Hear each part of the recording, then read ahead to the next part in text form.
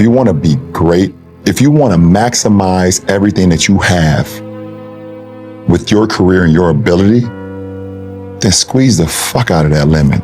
Yeah. Why not? I got my best friends from high school that's now in college, and they're calling me and telling me, you gotta come down to these parties. You're not going to college, you're never gonna be in college. And I couldn't do it. Do you really love the game?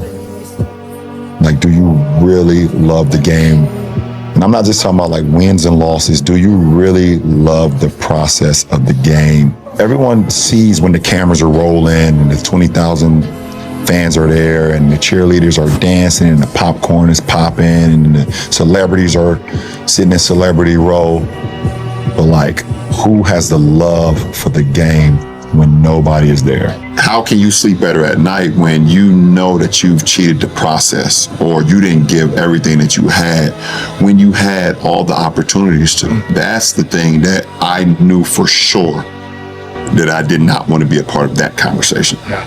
Because I knew I had the gifts. I saw I had the gifts. I knew I had the gifts. People were saying I had the gifts. I mean, I guess they know something. Something has to be going right.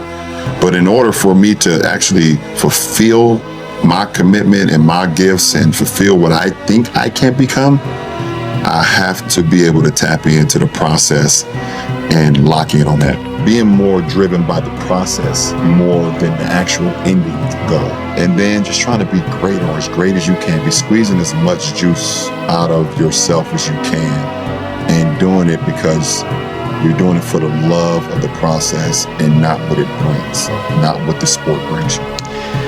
Great answer. And I was going to say in the middle of it, like the obvious answer is to win a championship. Right, for sure. But like the process is everything. I think it's so important for young players, in line with what you're saying, to realize process over outcome. Yeah. So many, whether you're 7-year-olds or 14-year-olds or 25-year-olds, sometimes we get carried with the outcome. Right. But it's a process that leads to an outcome. And if you start looking at the outcome, you lose sight of the process. Yeah, absolutely. So, I mean, I played with Kyrie for 3 seasons. The whole time while I was there, the shit that he was capable of doing on the floor, I had never seen before. His ability to be 6'3", 6'4", but play as he was 6'8", 6'9", and his ability to finish around the rim, his ability to make late game shots. I had so much confidence in him. I actually told Kyrie, I told him at one point while we played together that if you were not a league MVP someday, then you were selling yourself short. Because that's how much I believe in. Only cared about his well-being, both on and off the floor. And it kind of like, it kind of hurt me a little bit. You know, Kyrie was just like one of the greatest, like I said, one of the greatest talents I've ever seen. I'm obsessed with it, with win or bust. What makes me have sleepless nights is when you don't have everyone that feels the same way on your club. Like, it's times where I wish I was like a tennis player or a golfer, where it was literally like, look in the mirror, motherfucker, it's you versus you. You can have guys that come from different clubs and different teams, and they've played losing basketball for years. Like, literally, I don't give a fuck who's on that club. You can have Jordan, you can have Shaq, Allen Iverson, and Jesus Christ could be their coach. They're gonna lose. They're gonna lose. It's like literally the culture. But you can get a player from a losing culture, and you can see literally in the first couple weeks if they really like want it or they don't.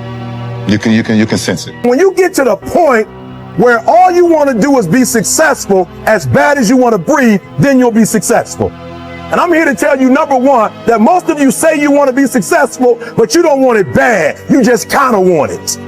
You don't want it badder than you want to party. You don't want it as much as you want to be cool. Most of you don't want success as much as you want to sleep.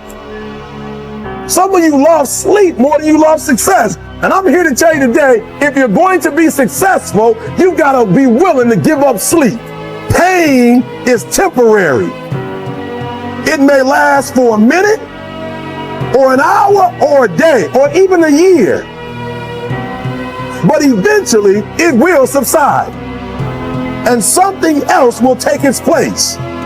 If I quit, however, it will last forever. All my life, I've been striving to make myself better. It's a full-time commitment. To be the best, you have to work the hardest. You have to chase what seems impossible over and over and over again. Because giving up is not an option.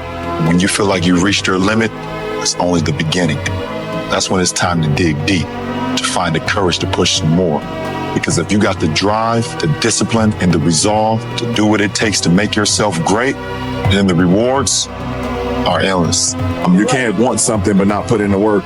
It doesn't matter what you're doing in life, no matter what it is. It could be a professional athlete, or it could be an artist, it could be a doctor, it could be anything in the world, a president of the United States. But you got to put the work in. And most important, you got to find happiness too. If you're having fun, enjoying what you're doing, it makes it so much easier. Put the work in. The game gives back to you when you put the work in. That's what the game gods do. So you worry about the game. When you worry about the game, everything take care of itself. Pour it all into the game.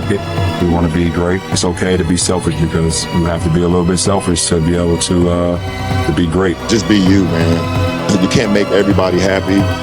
If you try to make everybody happy, then you're going to turn around and wake up and you won't be happy. You try to make everybody happy, you're going to wake up and you're going to be like, okay, who's helping me be happy? Just got to be you.